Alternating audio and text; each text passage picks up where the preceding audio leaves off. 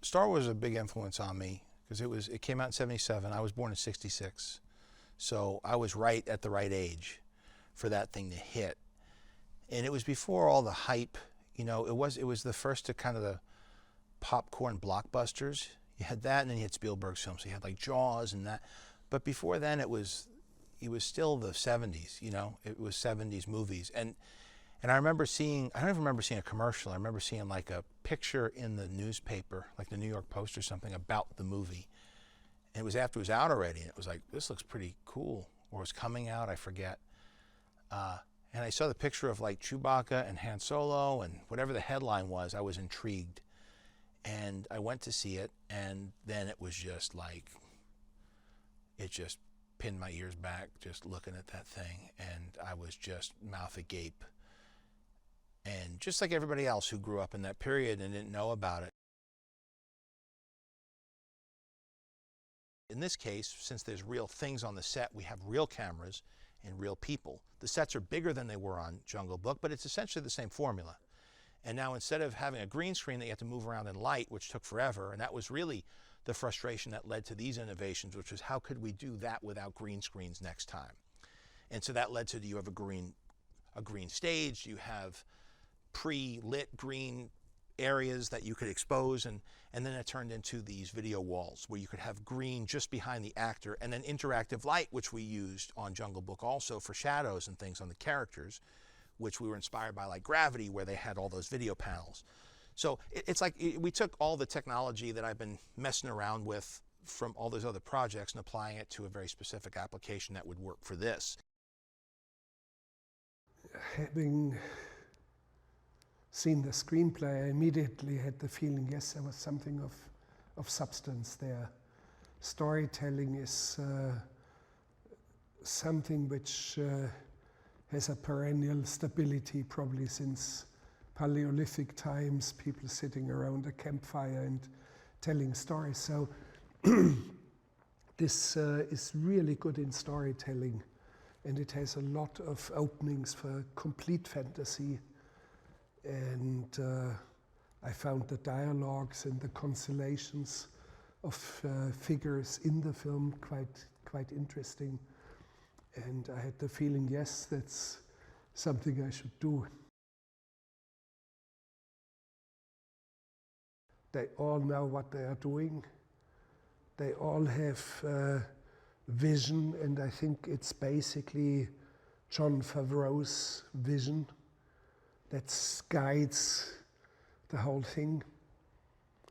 And it's very, very pleasant to work on a set where everybody is focused and calm. Never a loud word. I've never heard a loud word. That's beautiful. this new technology brings filmmaking back where it has been and where it should be. You can pick up a camera on your shoulder and do some sort of a choreography between your actors, and the parallaxes of the background will be organized. You see the set, and the actors see the set, and they sense it, and they feel it. And this is fantastic. Filmmaking back where it should be. Well, I come without any baggage of knowledge of previous elements of the story or characters and situations. Doesn't matter.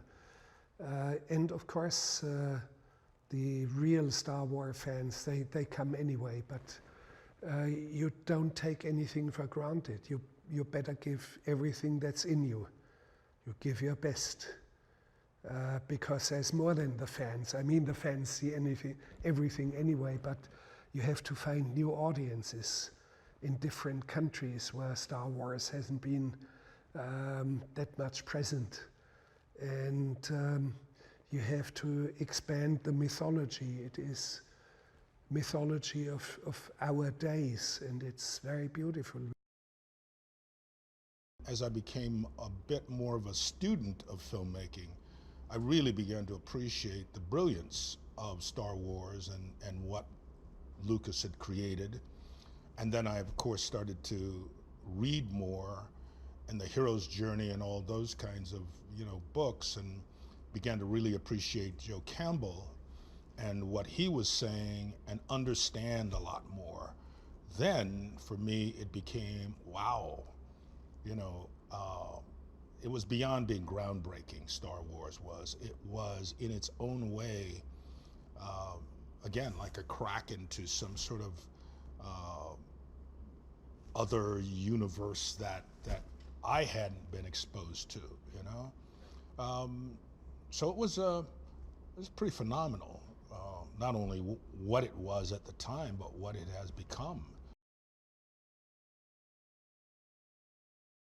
As an actor, when you step into something and you get a chance to work with someone who is talented in front of and behind the camera, and who really understands, first of all, the process of making the project, the movie or television, whatever it is, but then also has this affinity for being in front of the camera as an actor, there is someone that you can feel comfortable with talking to, because the language he understands, And so any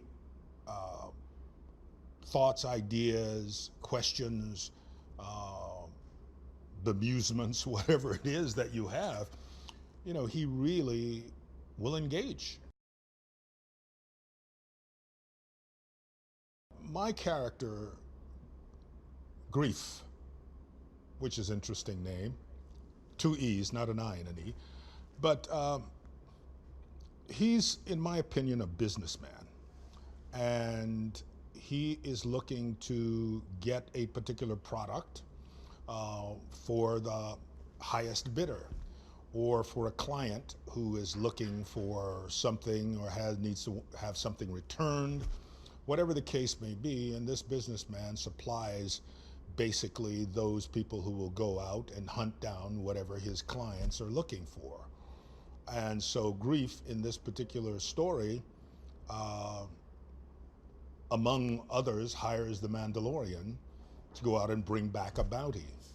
And the bounty is worth quite a bit more, I think, than even Grief knew in the beginning.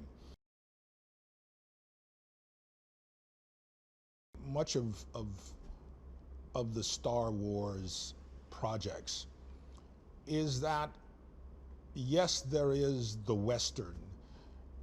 It is from the West, as we know it, that particular type of storytelling.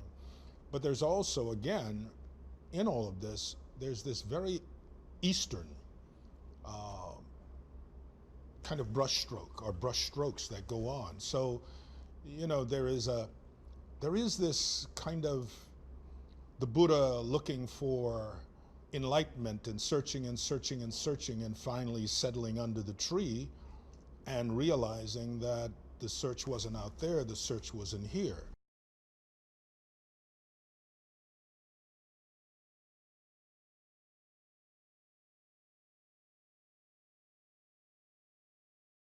There are such universal themes in the Star Wars stories, and ironically, I think people feel that it, you know, despite being fantasy, science fiction,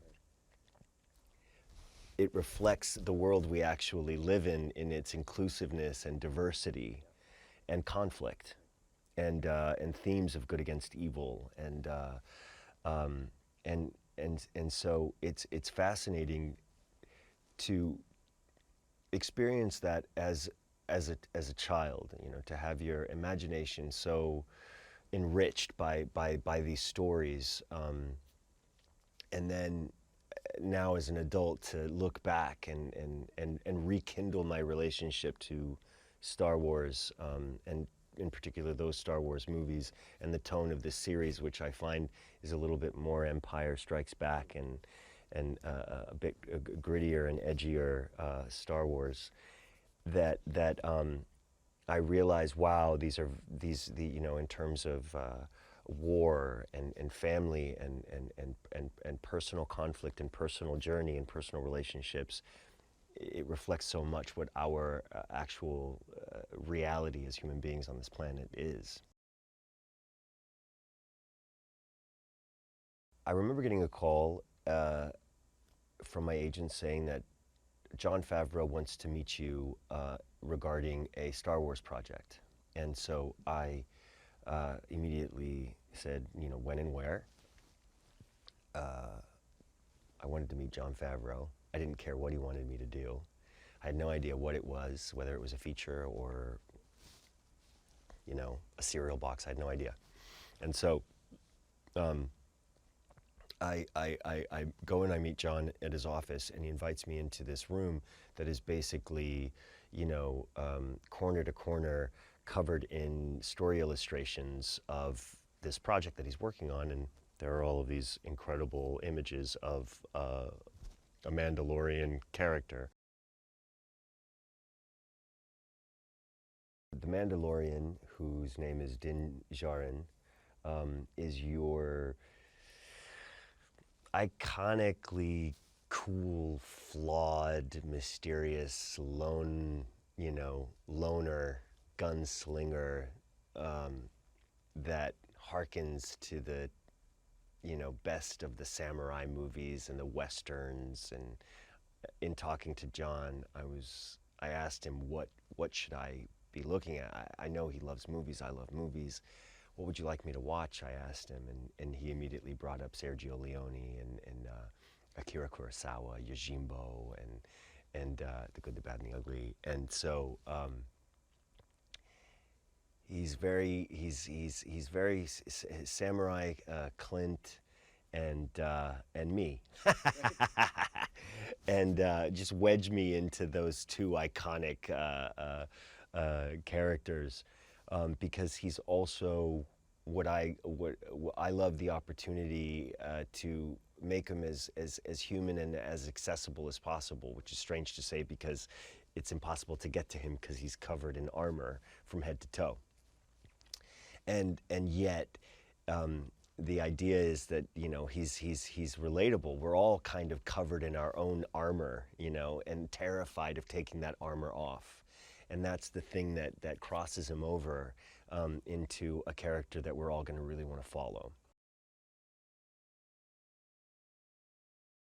I couldn't feel in better hands than in the hands of Gina Carano, who plays Cara Dune in the series, who is, you know, a band of misfits kind of come together in this first season. And she, being the other primary character in the first season, who is, you know, the toughest and the most dangerous and the most human. And she is also a survivor, a loner, and a reject. And you know how we draw to each other, us loners and rejects, and she's the one who can kick everybody's butt. We wouldn't be able to do this show without Dave Filoni. I think he is the truest lover of the material. We can all try to compete to his level of love, is just the best word for it, for the world of Star Wars.